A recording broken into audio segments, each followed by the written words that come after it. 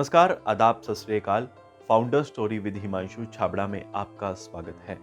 आज बात करेंगे एक ऐसी मोबाइल इंडस्ट्री की सबसे बड़ी कंपनी के बारे में जिसके काफी अनसुने किस्से हैं। एक ऐसी कहानी है जिसके बारे में शायद आपको नहीं पता।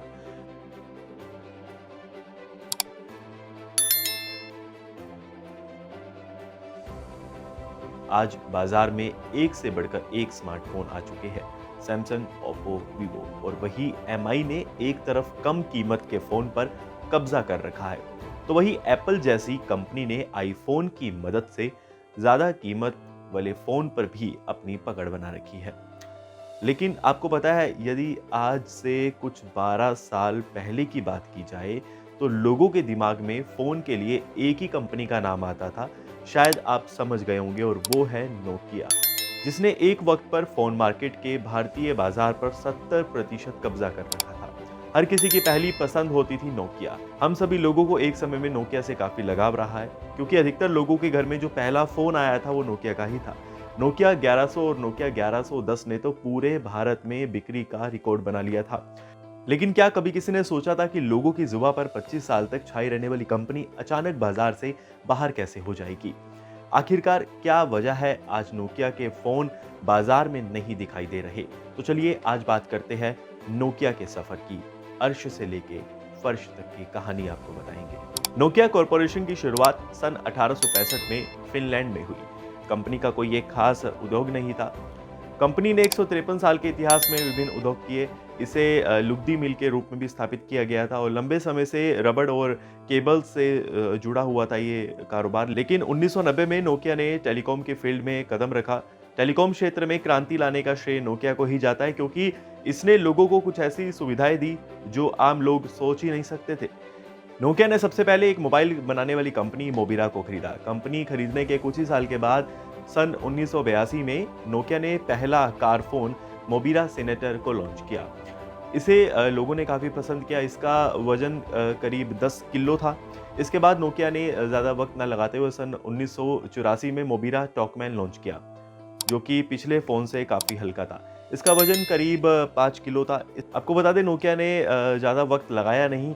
टेक्नोलॉजी जैसे आती गई, नोकिया ने फिर मोबिरा सिटीमैन को लॉन्च किया। इसका वजन जो है वो 800 ग्राम था। 1987 में ये लॉन्च किया गया। इस फ़ोन को लोग कहीं भी ले जा सकते थे। इस फ़ोन के साथ ही नोकिया का प्रभाव धीरे धीरे पूरे यूरोप और अमेरिका में छाने लगा। वहाँ पर एक प्रमुख ब्रांड के रूप में नोकिया की अलग पहचान हुई। इसके बाद नोकिया फ़ोन की सीरीज़, जो कि 2100 से शुरू हुई। नोकिया 2100 ने पूरे बाजार में धूम मचा दी और इसी के साथ नोकिया मोटोरोला कंपनी को पीछे छोड़ते हुए विश्व टेलीकॉम मार्केट में पहले स्थान पर आ गई। धीरे धीरे नोकिया का मार्केट बढ़ने लगा। सन 1997 की बात है, जहां आपको बता दें नोकिया का मार्केट पूरे विश्व बाजार का करीब 25% था। मतलब पूरे विश्व भर में जितने भी फोन बिकते थे उसका 25% प्रोडक्शन नोकिया करता था। नोकिया ब्रांड की इस कदर छाप थी कि यदि टॉप 50 मॉडल में गिनती की जाए उस समय, तो टॉप 20 मॉडल नोकिया के ही आते थे। उसके बाद कई छोटे मोटे मॉडल्स का नाम आता था। सन 2003 के आसपास नोकिया ने 2 मॉडल, नोकिया 1108 और नोकिया 1110 लॉन्च किए। इन मॉडल्स ने पूरे भारत की मार्केट में धूम मचा दी और इसी के साथ ही आपको बता दें, नोकिया का जो ब्रांड है वो काफ़ी लोकप्रिय हो गया। शायद आप भी नोकिया के इस फ़ोन के ग्राहक ज़रूर रहे होंगे। इस फ़ोन ने भारत के 70% मार्केट पर अपना कब्जा कर लिया, जो कि अपने आप में रिकॉर्ड था। इस फ़ोन की मार्केटिंग जो है वो नहीं की गई। माउथ पब्लिसिटी के द्वारा ही इस फ़ोन को काफ़ी पसंद किया गया था।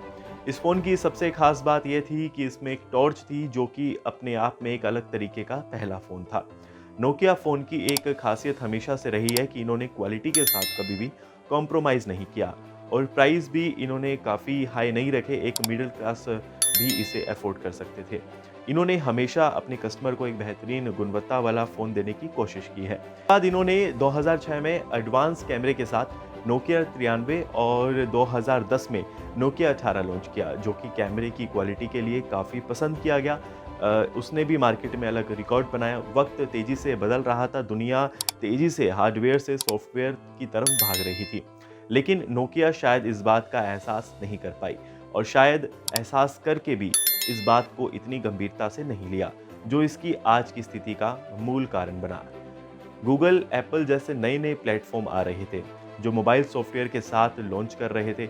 अब आपको बता दें कि वो नोकिया की कीमत पर ही उस फ़ोन को लॉन्च कर रहे थे। इस तरह गूगल और एप्पल का प्रभाव धीरे-धीरे पूरे अमेरिका और यूरोप में फैलने लगा और नतीजा यह निकला कि 2009 से लेके 2010 के आसपास अमेरिका की मार्केट में नोकिया को 30% का घाटा झेलना पड़ा। इधर एशियन मार्केट की बात करें तो यहाँ पर चाइना में कई छोटी-छोटी कंपनियों ने अपने मोबाइल फ़ोन लॉन्च किए, जिनमें फ्लिप फ़ोन काफ़ी जो है फ़ेमस हुआ। 2011 आते-आते लगभग पूरे विश्व में एंड्रॉयड छा चुका था। हर जगह एंड्रॉयड की धूम थी और एप्पल ने भी अपना एक मार्केट बना लिया था। इसी परिस्थिति में नोकिया ने सोचा कि एक ऑपरेटिंग सिस्टम बनाया जाए, जिस पर वह खुद अपने मोबाइल फ़ोन लॉन्च करेगा। पर शायद यह नोकिया की सबसे बड़ी भूल रही थी।